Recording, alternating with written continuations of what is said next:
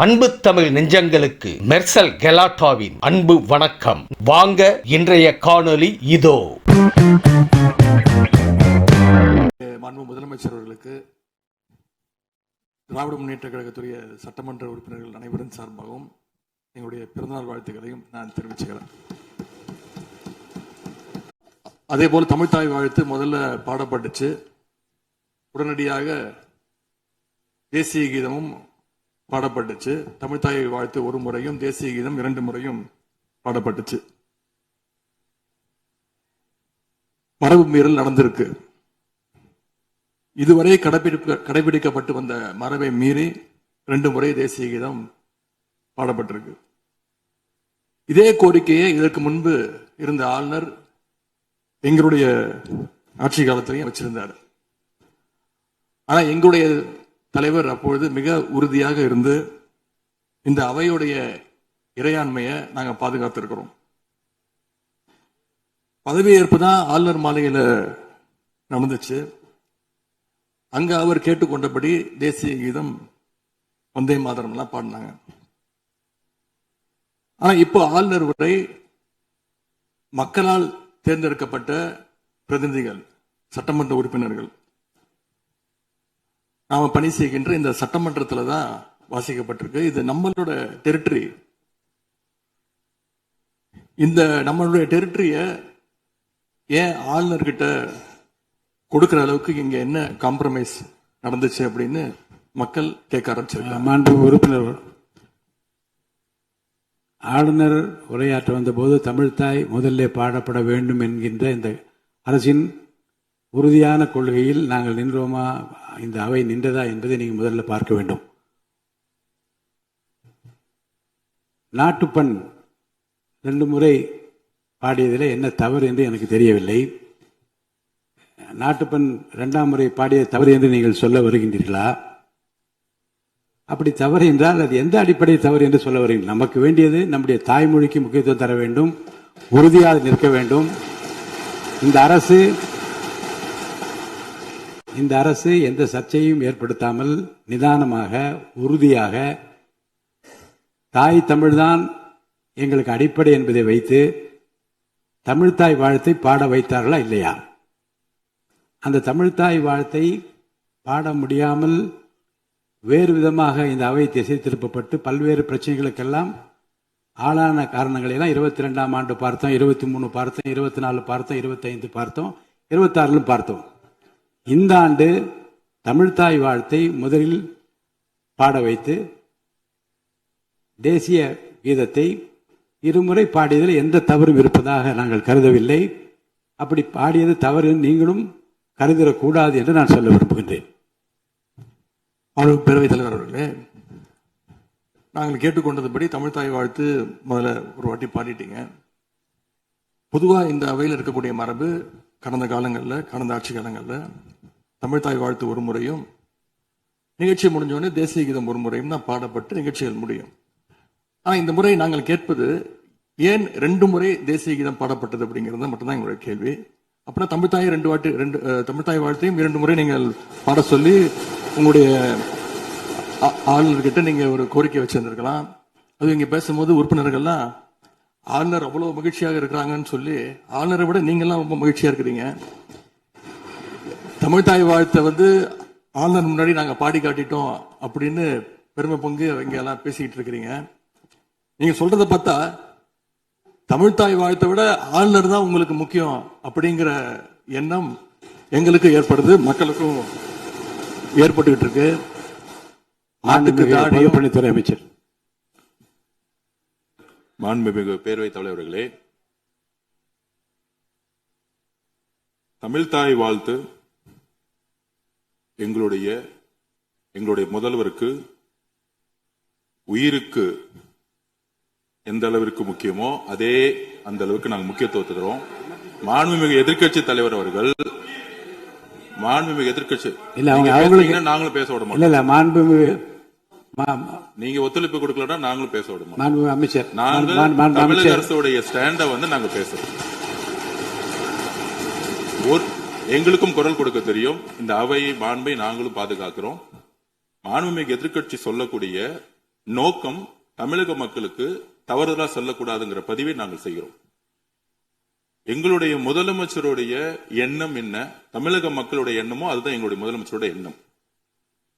கடந்த 3-4 வருடங்களாக தமிழ் தாய் வாழ்த்து இங்க பாடப்படல. ஆளுநரை எதிர்த்தீர்கள், வெளிநடப்பு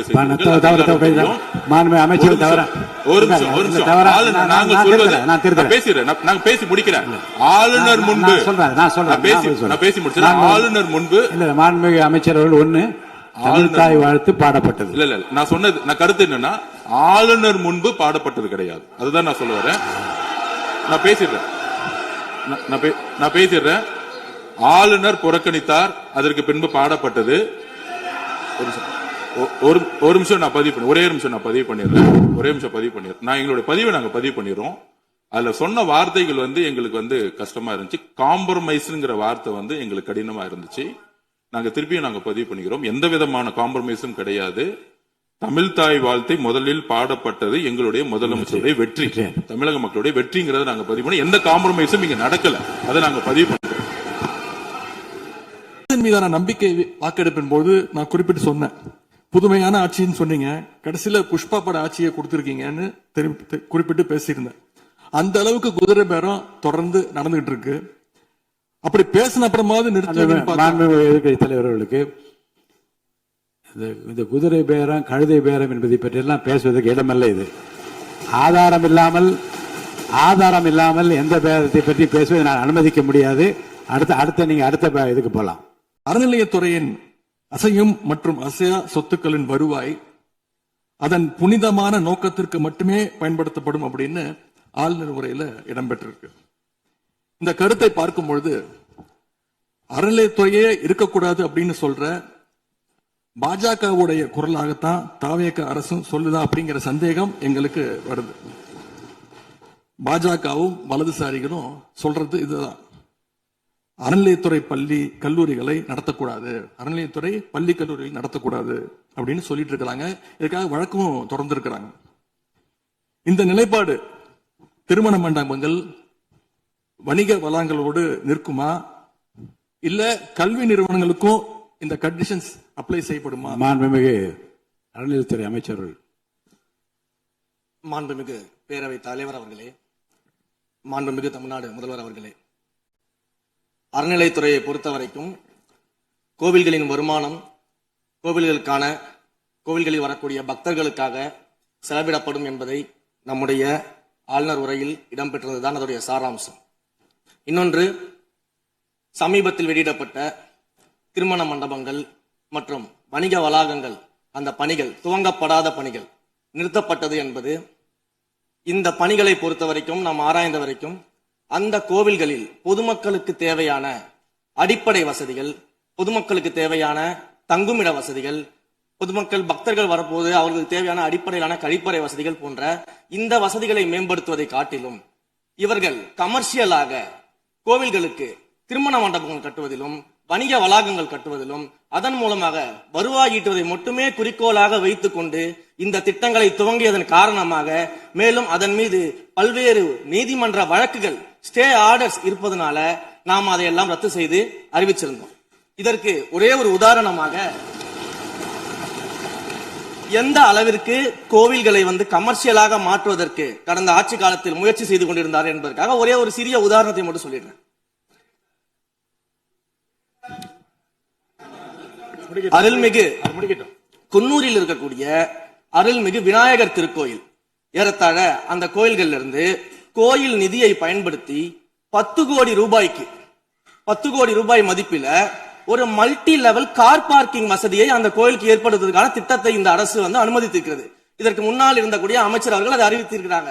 அந்த கோயில்ல ஒட்டுமொத்தமாக மாதத்திற்கு வரக்கூடிய பக்தர்களின் எண்ணிக்கையே 500 தான் ஆவரேஜா. அதே போல அந்த கோவில்களுக்கு அடிப்படையில கழிப்பறை வசதி கூட கிடையாது. இது மட்டும் இல்ல, குன்னூர் மற்றும் உதகையை சுற்றி இருக்கக்கூடிய அனைத்து பகுதிகளிலும் இருக்கக்கூடிய 50 கோவில்கள்ல பேசிக்கா இருக்கக்கூடிய டாய்லெட் ஃபெசிலிட்டிஸ் கூட அங்க இருக்கக்கூடிய கோயில்களுக்கு கிடையாது. அப்படிப்பட்ட இடங்கள்ல கோயில் நிதியை பயன்படுத்தி எதற்காக மல்டி லெவல் கார் பார்க்கிங் தேவைப்படுது? அப்ப இது கமர்ஷியல் திட்டங்கள் இல்லையா? கோவில் நிதியை வந்து இப்படி கமர்ஷியலாக பயன்படுத்துவதற்கு எதிராக தான் நாம இந்த திட்டங்களை எல்லாமே தடுத்து இந்த திட்டங்கள் தேவையில்லை, அதற்கு பதிலாக நம்முடைய அரசாணையிலே வெளியிட்டிருக்கிறோம். மிக தெளிவாக கடைசி வரியை படித்து பார்த்தால் எல்லாருக்கும் தெரியும். இந்த கோவில் நிதியை பயன்படுத்தி கோவிலும் பக்தர்களும் பயன்பெறக்கூடிய வகையில மாற்று திட்டங்களை உருவாக்கும்ன்ற வரியை நம்ம மென்ஷன் பண்ணியிருந்தோம். எந்த இடத்திலையுமே மக்கள் பயன்படக்கூடிய கல்வி நிலையங்களையோ இல்ல இது போன்ற மருத்துவ வசதிகளையோ நாம செய்து தர மாட்டோம்னு சொல்லல. இன்னும் சொல்ல போனா கடந்த 5 ஆண்டுகள்ல ஒன்றிய அரசின் நிதி உதவியோடு பழனியில பாத்தீங்கன்னா ஒரு சித்த மருத்துவமனை கட்டுவதற்கான நிதி உதவியை ஒன்றிய அரசு தருவதற்கு தயாராக இருந்தது. ஆனா கடந்த ஆட்சியில அந்த திட்டத்தை அப்படியே கிடப்புல போட்டுட்டு கேட்டா ரெக்கரிங் செலவை எங்களால ஏத்துக்க முடியாது அப்படின்னு சொல்லி கிடப்புல போட்டு வச்சிருந்த இந்த திட்டத்தை நாம இன்றைக்கு கையில் எடுத்து அதை துவங்குவதற்கான ஆய்வில் இறங்கியிருக்கிறோம். அப்ப எந்த இடத்திலையுமே மக்கள் பயன்பெறக்கூடிய திட்டங்களை நாம தடுக்கவும் இல்ல, நாம யாருக்கும் பி டீமாக இருந்து வேலை செய்ய வேண்டிய அவசியமும் இல்ல. கோயில்களின் நிதியை ஒரு காலமும் கமர்ஷியலாக பயன்படுத்த வேண்டிய அவசியமும் மாண்புமிகு தமிழ்நாடு முதலமைச்சர் தலைமையிலான தமிழக வெற்றி கழகத்தின் ஆட்சிக்கு தேவையும் இல்லை. கோயில் நிதியை பயன்படுத்தி எதற்காக மல்டி லெவல் கார் பார்க்கிங் தேவைப்படுது? அப்ப இது கமர்ஷியல் திட்டங்கள் இல்லையா? கோவில் நிதியை வந்து இப்படி கமர்ஷியலாக பயன்படுத்துவதற்கு எதிராக தான் நாம இந்த திட்டங்களை எல்லாமே தடுத்து இந்த திட்டங்கள் தேவையில்லை, அதற்கு பதிலாக நம்முடைய அரசாணையிலே வெளியிட்டிருக்கிறோம். மிக தெளிவாக கடைசி வரியை படித்து பார்த்தால் எல்லாருக்கும் தெரியும். இந்த கோவில் நிதியை பயன்படுத்தி கோவிலும் பக்தர்களும் பயன்பெறக்கூடிய வகையில மாற்று திட்டங்களை உருவாக்கும்ன்ற வரியை நம்ம மென்ஷன் பண்ணியிருந்தோம். தலைவர் அவர்களே, இந்து சமய அறநிலைத்துறை கொடைகள் என்ற ஒரு சட்டம் இருக்கின்றது. அந்த சட்டத்தில் விதி 69 என்ற குறிப்பிடப்பட்டிருக்கின்ற அந்த பணிகள் சட்ட விதிகளுக்கு உட்பட்டு சட்டத்தின் 36 பிரிவிலிருந்து தான் இந்த பணிகள் மேற்கொள்ளப்பட்டன. குறிப்பாக ஏதோ அமைச்சரே முடிவு செய்து திருமண மண்டபங்களையும் வணிக வளாகங்களையும் ஏற்படுத்துவதற்கு உத்தரவிட்டதாக மாண்புமிகு அமைச்சர் அவர்கள் அவைக்கு உண்மைக்கு புறம்பான தகவலை தந்து கொண்டிருக்கின்றார். ஒவ்வொரு திட்டங்களும் அன்றைய காலகட்டத்தில் இருந்த சட்டப்பேரவை உறுப்பினர்களுடைய பரிந்துரையின் அடிப்படையில் சட்டப்பேரவை உறுப்பினர்கள் கேட்டுக்கொண்டதற்கு அடிப்படையில் தான் அனைத்து திட்டங்களும் அந்த காலகட்டங்களில் கொண்டு வரப்பட்டது. அதோடு மட்டுமல்ல, உறுப்பினர் அவர்கள் குறிப்பிட்டு கூறினார், குன்னூரிலே மல்டி லெவல் கார் பார்க்கிங் கொண்டு வரப்பட்டது என்று. அங்கே இருக்கின்ற 56 கோயில்களையும் நான் குன்னூரிலே 5 நாட்கள் ஊட்டியிலே முகாமிட்டு அனைத்து கோயில்களுக்கும் நேரடியாக சென்று ஆய்வு செய்தோம். அந்த ஆய்வின் அடிப்படையில் அந்த திருக்கோயில்களுக்கு வருகின்ற பக்தர்களுடைய அடிப்படை தேவைகளுக்கு வருமானத்தை உயர்த்துவதற்காக குன்னூருக்கு சுற்றுலாவிற்கு வருகின்ற மக்களுடைய வாகனங்கள் போதிய அளவிற்கு பார்க்கிங்களுக்கு இடமில்லாமல் தவிக்கின்ற சூழ்நிலையில் அங்கே மல்டி லெவல் பார்க்கிங் கொண்டு வந்தால் நகராட்சி பரிந்துரையின் அடிப்படையில் வருமானம் பெருகும். அந்த வருமானம் திருக்கோயில்களுடைய மேம்படுத்துகின்ற பணிகளுக்கு உதவும் என்பதற்காகத்தான் அந்த பணிகளை மேற்கொண்டோம் என்பதை மாண்புமிகு அமைச்சர் அவர்களுக்கு இப்பொழுது யார் அறிவுறுத்தி இந்த அரசாணையை வெளியிட்டிருக்கின்றாரோ அவர்தான் அப்பொழுது ஆணையாளராக இருந்தபோது இதே அறிவுறுத்தின் பேரில் அரசாணையை வெளியிட்டிருக்கிறார் என்பதை பேரவைத் தலைவர் வாயிலாக அமைச்சருக்கு தெரிவித்துக் கொள்கிறேன். மேலும் அவர் கூறுவதற்கு எனக்கு பாயிண்ட் ஆஃப் ஆர்டர்ல பதில் கூறுவதற்கு அனுமதிக்க வேண்டும். மாண்புமிகு பேரவைத் தலைவர் அவர்களே, குன்னூரில் இருக்கக்கூடிய அந்த விநாயகர் கோயிலுக்கு சொந்தமான இடத்துல மல்டி லெவல் கார் பார்க்கிங் அமைப்பதற்கு ஏற்கனவே அங்க இருக்கக்கூடிய நகராட்சி நிர்வாகம் ப்ரப்போசல் வழங்கிய போது அந்த நகராட்சி நிர்வாகத்திடம் நம்முடைய நிலத்தை குத்தகைக்கு கொடுத்து அதன் மூலமாக இருக்கக்கூடிய வருவாயை வைத்துக் கொண்டு நாம் முடிந்த வரையில் நம்முடைய கோயில்களுக்கு தேவையான அடிப்படை வசதிகளை நாம் செய்து கொடுக்கலாம். ஆனால் கோயில் நிதியவே 10 கோடி எடுத்து அங்கு மல்டி லெவல் கார் பார்க்கிங் வந்து எந்த விதமான பொதுமக்களும் பக்தர்களும் கேட்கல. பக்தர்களும் பொதுமக்களும் கேட்பதெல்லாம் கோயிலுக்கு உள்ளே சென்று மனநிறைவோடு தரிசனம் செய்துவிட்டு வெளியே வரும்பொழுது அவர்களுக்கு தேவையான அடிப்படை வசதிகளை தான் பக்தர்கள் கேட்டுக் கொண்டிருக்கிறார்கள். அதை செய்தாலே போதுமானது. அமைச்சர் அவர்கள் அது குறித்து கருத்துக்களை சொன்னார்கள். கடந்த 5 ஆண்டுகளில் சீரான மின் விநியோகத்திற்கு 393 துணை மின் நிலையங்கள் அறிவிக்கப்பட்டு அதற்கான பணிகள் பெரும்பான்மையாக முடிக்கப்பட்டு பயன்பாட்டிற்கு கொண்டு வரப்பட்டிருக்கின்றன. ஒவ்வொரு ஆண்டும் தேவைக்கேற்ப கூடுதல் மின் தேவை ஏற்படுகின்ற பொழுது அதற்கான ஏற்பாடுகள் செய்யப்பட்டு புதிய மின் உற்பத்தி திட்டங்கள் வரை அறிவிக்கப்பட்டு அது செயல்பாட்டுக்கு கொண்டு வரப்பட்டிருக்கின்றன.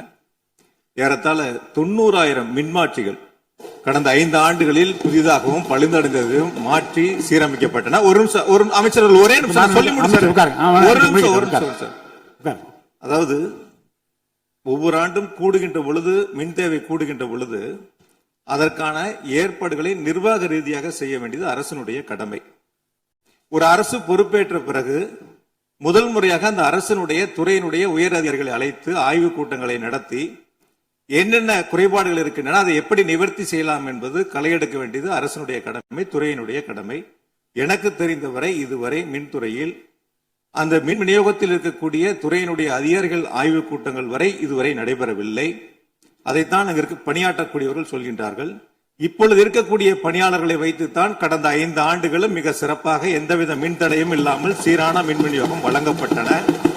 எனவே கடந்த காலங்களில் இருக்கக்கூடிய குறைகளை தொடர்ச்சியாக ஒரே கருத்துக்களை முன்வைப்பதை விட இந்த அரசு துறையினுடைய அதிகாரிகளை அழைத்து ஆய்வுக் கூட்டங்களை நடத்தி கடைமுறை வரை மின் விநியோகம் சீராக எடுத்து செல்வதற்கான முன்னெடுப்புகளை எடுக்க வேண்டும். எங்களுடைய எதிர்க்கட்சி தலைவர் துணை முதலமைச்சராக இருந்த பொழுது அவருடைய சேப்பாக்கம் திருவல்லிக்கேணியிலேயே பல்வேறு மின் திட்டங்களை தங்களுடைய திருக்கரங்களால் தொடங்கி வைத்திருக்கின்றார்கள். அது அனைத்து தொகுதியிலும் அனைத்து மின் திட்டங்களும் சிறப்பாக கடந்த 5 ஆண்டுகளில் நிறைவேற்றப்பட்டிருக்கின்றன. அதையும் நீங்கள் எடுத்து பார்த்து இனி என்னத்தை நீங்க உங்களுடைய பத்திரிகை செய்தியிலேயே கொடுத்திருக்கிறீங்க. 100க்கும் மேற்பட்ட துணை மின் நிலையங்கள் 10,000 கோடியில் பணிகள் தற்பொழுது நடைபெற்று வருகின்றன என்று உங்களுடைய பத்திரிகை செய்தியில இருக்கு. அப்ப இதெல்லாம் கடந்த காலங்களில் தொடங்கப்பட்ட திட்டங்கள். நீங்க எதையும் தொடங்கலன்னு பொத்தாம் பொதுவா சொல்வதை விட்டுவிட்டு என்னென்ன கூடுதலாக நாம் எடுத்துக்கொள்ள வேண்டும் என்பதை கவனத்திலே இந்த அரசு கொள்ள வேண்டும். மாண்புமிகு பேரவைத் தலைவர் அவர்களே, மாண்புமிகு உறுப்பினர்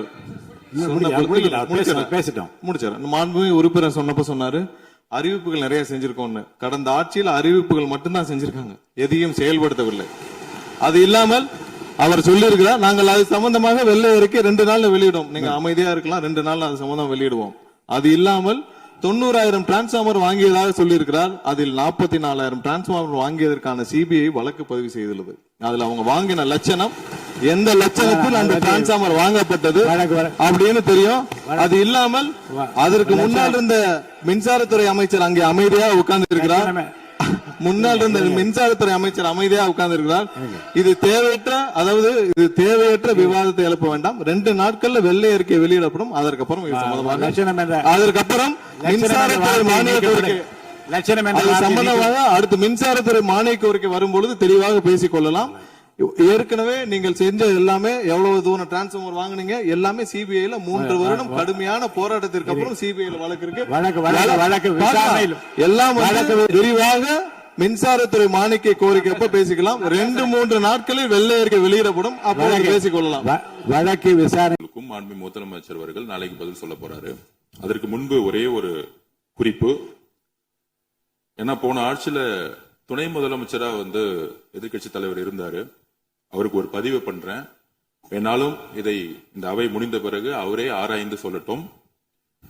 As per the NCRP report for 2024, the number of the crimes against children reported in the state increased by the more than 40% in 2024, with 10,046 cases registered compared to 6,968 cases in 2023.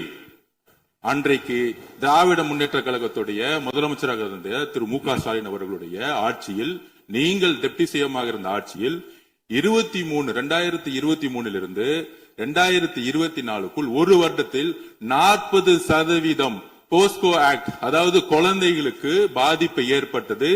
யாரோட அறிக்கைன்னா NCRP. இதற்கு முக்கிய காரணம் drugs. 6 வருடங்களுக்கு முன்பு drugs தமிழ்நாட்டில் கிடையாது, இது எல்லோருக்கும் தெரியும்.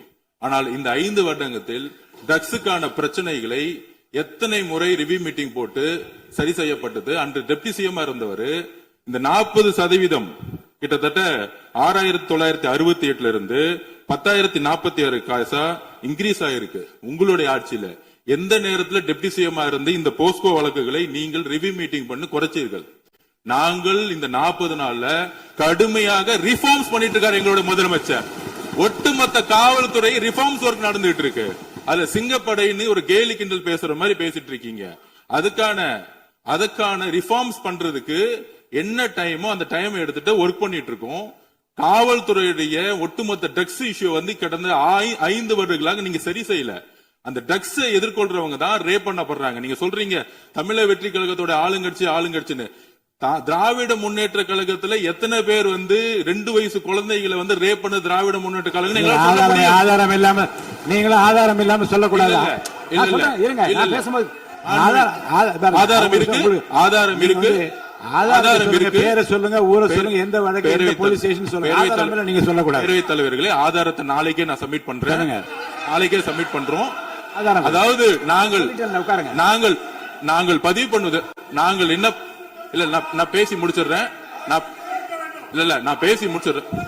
நாங்க பேசி முடிச்சிடுறோம். அதுக்கப்புறம் கருத்து சொல்ல. அதாவது ஒரு கட்சியில நான் பேசி முடிச்சிடுறேன். ஒரு கட்சியில கோடான கோடி மெம்பர்ஸ் இருப்பாங்க. 1 கோடி பேர், அவங்க 2 கோடி பேர் சொல்லுவாங்க. நாங்க அது மாதிரி 1 கோடி பேர் 2 கோடி பேர் சொல்லுவோம். அதுல சில பேர் செய்யக்கூடிய தவறுகளை உடனடியாக கவனித்து வரும் பொழுது யார் யாரெல்லாம் தவிர உடனடியாக கைது செய்யப்பட்டிருக்காங்க. இது திமுக, அதிமுக மித்த கட்சி பிரச்சனைகள் கிடையாது. எந்த நபர் தவறு செய்தாலும் கட்சியின் அடிப்படையில் எந்த சட்டம் ஒழுங்கு கிடையாது. எங்களுடைய மாண்புமிகு முதலமைச்சருடைய தலைமையில் சட்டம் ஒழுங்கு நேர்மையான முறையில் மாற்றப்பட்டிருக்கு, கட்சிக்கு அப்பாற்பட்டு. இதை நாங்கள் பதிவு செய்கிறோம்.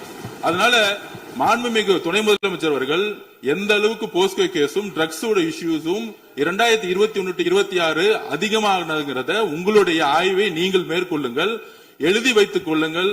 6 மாதத்துக்குள் சட்டம் ஒழுங்கு இந்தியாவில் எந்த அளவிற்கு ஒரு உதாரணமாக இருக்குமோ பெண் பாதுகாப்புக்கும் குழந்தைகள் பாதுகாப்புக்கும் ஒரு நேர்மையான ஆட்சி. திரு மு.க. ஸ்டாலின் அவர்களுடைய ஆட்சியில், நீங்கள் டெப்டி சிஎம்மாக இருந்த ஆட்சியில் 2023 2024க்குள் ஒரு வருடத்தில் 40% போஸ்கோ ஆக்ட், அதாவது குழந்தைகளுக்கு பாதிப்பு ஏற்பட்டது. யாரோட அறிக்கைன்னா NCRP. இதற்கு முக்கிய காரணம் ட்ரக்ஸ். 6 வருடங்களுக்கு முன்பு ட்ரக்ஸ் தமிழ்நாட்டில் கிடையாது. இது எல்லோருக்கும் தெரியும். ஆனால் இந்த 5 வருடத்தில் ட்ரக்ஸுக்கான பிரச்சனைகளை எத்தனை முறை ரிவ்யூ மீட்டிங் போட்டு சரி செய்யப்பட்டது. அன்று டெப்டி சிஎம் இருந்தவர் இந்த 40% கிட்டத்தட்ட 6,968 இருந்து 10,046 காசா இன்க்ரீஸ் ஆயிருக்கு. உங்களுடைய ஆட்சியில எந்த நேரத்தில் டெப்டி சிஎம் இருந்து இந்த போஸ்கோ வழக்குகளை நீங்கள் ரிவ்யூ மீட்டிங் பண்ணி குறைச்சீர்கள்? நாங்கள் இந்த 40 நாள்ல கடுமையாக ரிஃபார்ம்ஸ் பண்ணிட்டு இருக்காரு எங்களுடைய முதலமைச்சர். ஒட்டுமொத்த காவல்துறை ரிஃபார்ம்ஸ் ஒர்க் நடந்துட்டு இருக்கு. அதுல சிங்கப்படைன்னு ஒரு கேலி கிண்டல் பேசுற மாதிரி பேசிட்டு இருக்கீங்க. அதுக்கான ரிஃபார்ம்ஸ் பண்றதுக்கு என்ன டைமோ அந்த டைம் எடுத்துட்டு ஒர்க் பண்ணிட்டு இருக்கோம். காவல்துறையுடைய ஒட்டுமொத்த ட்ரக்ஸ் இஷ்யூ வந்து கடந்த 5 வருடங்களாக நீங்க சரி செய்யல. அந்த ட்ரக்ஸ் எதிர்கொள்றவங்க தான் ரேப் பண்ணப்படுறாங்க. நீங்க சொல்றீங்க தமிழக வெற்றி கழகத்தோட ஆளுங்கட்சின்னு. திராவிட முன்னேற்ற கழகத்துல எத்தனை பேர் வந்து 2 வயசு குழந்தைகளை வந்து ரேப் பண்ண திராவிட முன்னேற்ற கழகம்? ஆதாரம் இல்லாம நீங்களும் ஆதாரம் இல்லாம சொல்லக்கூடாது. ஆதாரம் இருக்கு. பேரை சொல்லுங்க, ஊரை சொல்லுங்க, எந்த வழக்கு, போலீஸ் ஸ்டேஷன் சொல்லுங்க. நீங்க சொல்லக்கூடாது. பேரவைத் தலைவர்களே, ஆதாரத்தை நாளைக்கே நான் சப்மிட் பண்றேன். நாளைக்கே சப்மிட் பண்றோம். அதாவது தன்னுடைய பேச்சிலே மாண்புமிகு எதிர்க்கட்சி தலைவர் அவர்கள் சில விளக்கங்களை ஆக்கப்பூர்வமாக ஆதாரத்தோடு கூறியிருந்தால் அதை குறிப்பெடுத்து அதன்படி இந்த தமிழ்நாடு அரசு தன்னுடைய திசை வழி போக்கை சரியான முறையில் செலுத்திக் கொள்ள தயாராக தான் இருக்கிறது. நான் முதல்வன் திட்டத்தை முடக்குவதற்கோ மாற்றுவதற்கோ எங்களுக்கு எந்த திட்டமும் இல்லை. ஆனால் சில விஷயங்களை தெளிவுபடுத்த வேண்டும். 40 நாள் விரதம் முடிப்பது போல 40 நாட்கள் ஆட்சியை இந்த தாவேக அரசு நிறைவு செய்திருக்கிறது. இந்த 40 நாட்களும் பார்த்து விட்டேன், ஏமாற்றம் மட்டும்தான் மிச்சம் என்று அவர் சொன்னார். ஆனால் மக்கள் திமுகவினுடைய 40 நாள் அல்ல 5 ஆண்டுகளையும் பார்த்துவிட்டு அந்த ஏமாற்றத்தால் தான் இப்படி ஒரு தீர்ப்பை எங்களுக்கு வழங்கி இருக்கிறார்கள். ஆளுநர் மகிழ்ச்சி, அமைச்சர்கள் மகிழ்ச்சி, ஆளுநர் மகிழ்ச்சி என்றெல்லாம் சொன்னார். இந்த அரசில் தமிழ்நாடு மக்கள் மகிழ்ச்சியாக இருக்கிறார்கள் என்பதை தான் இன்றைய சட்டமன்றத்தினுடைய போக்கு காட்டுகிறது. நான் முதல்வர் திட்டத்தை பொறுத்தவரை தமிழ்நாடு முழுக்க இருக்கக்கூடியவர்களை நான் முதல்வன் என சொல்ல வைத்துவிட்டு ஒரே ஒரு குடும்பத்தில் மட்டும் முதல்வர்கள் வந்து கொண்டிருக்கின்ற போக்கை மாற்றுவதற்காக தான் இப்படி ஒரு சட்டமன்றம் அமைந்திருக்கிறது. தமிழ்நாடு வரலாற்றில் முதல் முறை முதலமைச்சர் மட்டுமல்ல, மாண்புமிகு சி. ஜோசப் விஜய் அவர்கள் முதல் முறையிலேயே முதலமைச்சராக இருக்கிறார். அவருக்கு பிறந்தநாள் வாழ்த்துக்களையும் சொல்லிக் கொண்டு நிதி ஆயோக் கூட்டத்தில் மாண்புமிகு முதல்வர் சொன்னதெல்லாம் 40 நாட்கள் நீங்கள் செய்திருக்க முடியாது, அது திமுக தான் காரணம் என்று சொன்னார்கள். நானும் அதை தான் சொல்கிறேன். இன்று அவர் சொன்ன சட்டம் ஒழுங்கு போதை பொருள் எல்லா பிரச்சனைக்கும் 5 ஆண்டு காலமாக அவர்கள் செய்த திமுக ஆட்சி தான் காரணமாக இருக்க முடியும் என்பதையும் சுட்டிக்காட்டிக் கொள்கிறேன். பள்ளி மாணவர்கள், ஒரு கல்வித்துறை அமைச்சர் தான், பள்ளி மாணவர்களுடைய புத்தக பையிலே அன்றைய முதல்வர் ஸ்டாலின் படத்தை நாங்கள் போடவே இல்லையே என்று பெருமையாக சொன்னார். அப்புறம் ஏன் சார் லேப்டாப்ல மட்டும் அந்த படத்தை போட்டீங்க? நீங்க லேப்டாப்பில் போட்ட படத்தை எங்கள் மாணவர்கள் திண்ணர் வைத்து அழித்து விட்ட காட்சிகளும் சமூக வலைதளத்தில் பார்த்துக் கொண்டுதான் இருக்கிறோம். ஒரு வரியில் சொல்கிறேன், கோயில் பிரச்சனையை முத்தமிழர் டாக்டர் கலைஞரினுடைய வசனத்தையே சொல்கிறேன். நாங்கள் கோயில் கூடாது என்று சொல்லவில்லை, கோயில் கொடியவர்களின் கூடாரமாக மாறிவிடக் கூடாது என்று தான் சொல்கிறோம். தூய்மை தொழிலாளர்களை இன்றே பார்த்து விட்டதாக முதல்வர் அவர்கள் முன்னாள் முதல்வர் பார்த்து விட்டதாக சொல்கிறார்கள். எங்கள் கேள்வியே அதுதான். 10 நாட்கள் ஒரு வாய் சாப்பிடாமல் உண்ணாணும் இருந்தபோது நானும் எனது சகோதரர்களான ஆனந்தும் மாதவம் போய் பார்த்தோமே. இன்று தூய்மை தேவதைகளை பார்க்கிற திரு ஸ்டாலின் அவர்கள் அன்னைக்கு ஏன் சார் பார்க்கல? ரிப்பன் மாளிகைக்கு அட்ரஸ் தெரியலையா? எப்படி போக வேண்டும் என்ற பாதை தெரியவில்லையா? தமிழ்நாடு எத்தனையோ திருடர்களை பார்த்திருக்கிறது. அலிபாபாவும் 40 திருடர்களையும் கூட பார்த்திருப்பீர்கள். அலிபாபாவும் ஃபியூஸ் கேரியர் திருடர்களையும் இப்போதுதான் எங்களுடைய மின்சாரத்துறை அமைச்சர் பார்த்துக் கொண்டிருக்கிறார். அதை குறித்த நடவடிக்கை எடுக்கப்பட்டுக் கொண்டிருக்கிறது. அவர்கள் மின்வெட்டை குறித்து சொன்னதற்கு மாண்புமிகு புரட்சித் தலைவி அம்மா அவர்கள் இதே மாமன்றத்தில் சொன்ன ஒரு வரியை சுட்டிக்காட்ட ஆசைப்படுகிறேன். இந்த மாமன்றத்திலே தமிழ்நாட்டிற்கு மின்சார தடையை அறிமுகம் செய்த திமுக அதற்கு மின்சார தடையை பற்றி பேசுகிறது என்று அவர் கேட்டார். கலைஞர் வண்ண தொலைக்காட்சி கொடுத்தார்கள், அந்த நாட்களை பார்க்க முடியாது. கலைஞர் வண்ண தொலைக்காட்சி கரண்ட் இல்லாம கருப்பு இல்லையா பிளாக் அண்ட் ஒயிட்டாவே போன அந்த காலங்களை எல்லாம் மறந்துவிட்டு ஆதாரம் இல்லாமல் உண்மைக்கு புறமான செய்திகளை மாமன்றத்தில் அவர்கள் சொல்வதை இதோடு நிறுத்திக் கொள்ள வேண்டும். நேரலையை குறித்து கேட்டார்கள். எனக்கு ஆச்சரியமாக இருக்கிறது. 3 ஆண்டு காலமாக ஒரு தொழில்நுட்ப கோளாறாக அன்றைய சபாநாயகர் நேரலையை இருட்டடிப்பு செய்து விட்டார். ஆனால் இன்று மாண்புமிகு சபாநாயகர் நேரலையை கொடுத்துக் கொண்டிருக்கிறார். அவருக்கு எங்கள் சார்பாக நன்றியை கூறிக்கொண்டு விவசாயிகளை குறித்து இந்த மாமன்றத்தில் ஒன்று சொல்கிறேன். தமிழ்நாடு வரலாற்றிலேயே விவசாயிகளினுடைய சங்கத்தின் தலைவர்கள் மீது குண்டாஸ் போட்ட ஒரு சர்க்கார் திமுக சர்க்கார். ஆனால் அவர்கள் கண்ணீரை போக்க நாங்கள் போராடி கொண்டிருக்கிறோம். அரசு பள்ளிகளில் எந்த கட்சிக்காரர்களும், அது தாவேக்காரர்களாக இருந்தாலும் சரி, பள்ளி மாணவர்களை தொந்தரவு செய்யாதீர்கள் என்று சொன்னதோடு மட்டுமல்ல, பெருமையோடு சொல்கிறேன், எங்கள் கட்சியினுடைய ஒன்றிய செயலாளர் அரசு பள்ளியில் சென்று ரிலீஸ் எடுத்ததற்காக நேற்றைய தினம் கட்சியை விட்டு நீக்கிறார் என்னுடைய பொதுச் செயலாளர். சட்டம் ஒழுங்கு பிரச்சனை பற்றி பேசுகிறவர்களுக்கு அண்ணா பல்கலைக்கழகம் நினைவுக்கு வரவில்லையா? அண்ணா நகரில் பெத்த பிள்ளைக்கு கொடுமை நடந்ததற்கு கம்ப்ளைண்ட் கொடுக்க வந்த அப்பா அம்மா மீதை அடித்து துன்புறுத்தியது நினைவுக்கு வரவில்லையா? யார் அந்த மேலிடம் என்று கேட்பவர்களுக்கு யார் அந்த சார் என்பது நினைவுக்கு வரவில்லையா என்பதை உங்கள் மூலமாக நான் கேட்டுக்கொள்கிறேன். இடையில் ஆங்கிலத்தில் ஒரு விஷயம் சொன்னார், to remain silent. I want to quote Walter. I may not agree with what you are saying, but I am ready to give my life to defend your right to say it. எதிர்க்கட்சிகளினுடைய கருத்துக்களையும் அரவணைக்கக்கூடிய மாமனிதர் இந்த மன்றத்தில் முதல்வராக உட்கார்ந்து கொண்டிருக்கிறார். ஆக்கப்பூர்வமான விமர்சனங்களை சொல்வீர்கள் என்று பார்த்தால் திரும்ப அரசு விமர்சனங்களை மட்டுமே சொல்லிக் கொண்டிருக்கிறீர்கள். இந்த சோஃபா கதையை எண்ணிக்கி விடப் போகிறார்கள். எங்கள் தலைவர் சினிமாவை விட்டாலும் அவர்கள் அட்லி என்கிறார்கள், புஷ்பா என்கிறார்கள், ஜுராசிக் பார்க் என்பார்கள் போல் இருக்கிறது. நான் ஒன்று சொல்லிக் கொள்கிறேன், அந்த சோஃபா அவர்கள் வாங்கியது, அவர்களுடைய வசதி கருத்து வாங்கியது. மதிப்பிற்குரிய அண்ணன்களை நீங்கள் சிறுமைப்படுத்தக் கூடாது. ஆனால் ஒன்று உறுதி, எந்த காரணம் கொண்டும் பார்க்க வருகிற கூட்டணி தலைவர்களுக்கு மட்டும் பிளாஸ்டிக் சேர் போட்டதை போல சிறுமைப்படுத்தக்கூடிய கட்சி தமிழக வெற்றி கழகம் இல்லை என்பதையும் நேரத்தில் தெரிவித்துக் கொள்கிறேன். சிங்க பெண்களை குறித்து அன்றே விரிவாக தெளிவாக அழகாக நான் கூறிவிட்டேன். சிங்க பெண்கள் இந்த நாட்டினுடைய தமிழ்நாடு அரசினுடைய பொக்கிஷம். அவர்களை குறித்து மீண்டும் மீண்டும் இப்படி சிறுமைப்படுத்தி பேசியதற்காக மாண்புமிகு பேரவைத் தலைவர்கள் அதை கண்டிக்க வேண்டும். சிங்க பெண்களை குறித்து இனி யாராவது தவறாக பேசினால் அதை அனுமதிக்க கூடாது. இப்படி தவறாக பேசியதற்காக அவர்கள் மன்னிப்பு கேட்க வேண்டும் என்று தமிழக வெற்றி கழகத்தினுடைய அரசு சார்பில் கேட்டுக்கொள்கிறேன். வாக்குறுதிகளை பற்றி எல்லாம் பேசினார்கள். பொதுவாக வாக்குறுதிகள் சர்வதேச அளவில் பொலிட்டிக்கல் பினாமினல் எப்படி உருவாகிறது? ஒரு பிரச்சனை, அந்த பிரச்சனைக்கான ஒரு சொல்யூஷன்ஸ், அதை எந்த பொலிட்டிக்கல் இன்டர்ஃபரன்ஸ் இல்லாமல் செயல்படுத்தக்கூடிய ஒரு செயல்முறை, பின்பு வரக்கூடிய அந்த வெற்றியை ரோடு போடுவோம் என்று சொல்லி ரோடு போட்டதை காண்பித்து எக்ஸிபிட் செய்து அவர்கள் முன்னோக்கி செல்வார்கள். ஆனா இங்க பொறுத்த வரைக்கும் நாம தமிழ்நாட்டில் இதுவரைக்கும் ஆண்டவர்கள் பிரச்சனையை ஐடென்டிஃபை பண்ணி சொல்லவே மாட்டாங்க. ஏன் தெரியுமா? அந்த பிரச்சனையே அவங்களே அவங்களை ஐடென்டிஃபை பண்ணி எப்படி சொல்ல முடியும்? சரி, அதுக்கு பாசிபிள் சொல்யூஷன் சொல்லி பொலிட்டிக்கல் இன்டர்ஃபரன்ஸ் இல்லாம அதை செயல்படுத்த முடியுமா? ஒரு முனிசிபல் கவுன்சிலர் தொடங்கி மாண்புமிகு அமைச்சரினுடைய வீட்டில் இருக்கிறவர்கள் வரைக்கும் கமிஷன் மீது கமிஷன் அடித்து அந்த ப்ராஜெக்டே முடியாது. கடைசியில் எதை விளம்பரம் செய்வது? அந்த திட்டத்தினுடைய வெற்றியா எதை விளம்பரம் செய்வது தெரியாமல் தங்கள் தலைவரை, அதுவும் ஒரு குடும்பத்தை மட்டுமே வெறித்தனமாக விளம்பரம் செய்து செய்தி விளம்பரத்துறையின் கஜானாவை துடைத்து விட்டு சென்றிருக்கிறார்கள் என்பதை இந்த மாவட்டத்துக்கு தெரியப்படுத்த நான் கடமைப்பட்டிருக்கிறேன். இன்னும் ஒவ்வொரு வரியிலும் ஆக்கப்பூர்வமாக அறிவியல் பூர்வமாக எதையாவது சொல்வார்களோ நான் தேடி தேடி பார்த்தேன். அவராக 40 நாட்கள் தேடி பார்த்து ஏமாற்றம் அடைந்தார். நான் 40 நிமிடத்திலேயே ஏமாற்றம் அடைந்து விட்டேன். இதை சொல்ல வேண்டும் என்று சொன்னால் ஒரு நகைச்சுவை காட்சியில் சொல்வதை போல அதுல ஒண்ணுமே இல்ல, கீழே போட்டுருங்க. நான் முதல்வன் திட்டத்தை பொறுத்தவரை தமிழ்நாடு முழுக்க இருக்கக்கூடியவர்களை நான் முதல்வன் என சொல்ல வைத்து விட்டு ஒரே ஒரு குடும்பத்தில் மட்டும் முதல்வர்கள் வந்து கொண்டிருக்கின்ற போக்கை மாற்றுவதற்காக தான் இப்படி ஒரு சட்டமன்றம் அமைந்திருக்கிறது. தமிழ்நாடு வரலாற்றில் முதல் முறை முதலமைச்சர் மட்டுமல்ல, மாண்புமிகு சி ஜோசப் விஜய் அவர்கள் முதல் முறையிலேயே முதலமைச்சராக இருக்கிறார். அவருக்கு பிறந்தநாள் வாழ்த்துக்களையும் சொல்லிக் கொண்டு, நிதி ஆயோக் கூட்டத்தில் மாண்புமிகு முதல்வர் சொன்னதெல்லாம் 40 நாட்கள் நீங்கள் செய்திருக்க முடியாது, அது திமுக தான் காரணம் என்று சொன்னார்கள். நானும் அதை தான் சொல்கிறேன். இன்று அவர் சொன்ன சட்டம் ஒழுங்கு போதை பொருள் எல்லா பிரச்சனைக்கும் 5 ஆண்டு காலமாக அவர்கள் செய்த திமுக ஆட்சி தான் காரணமாக இருக்க முடியும் என்பதையும் சுட்டிக்காட்டிக் கொள்கிறேன்.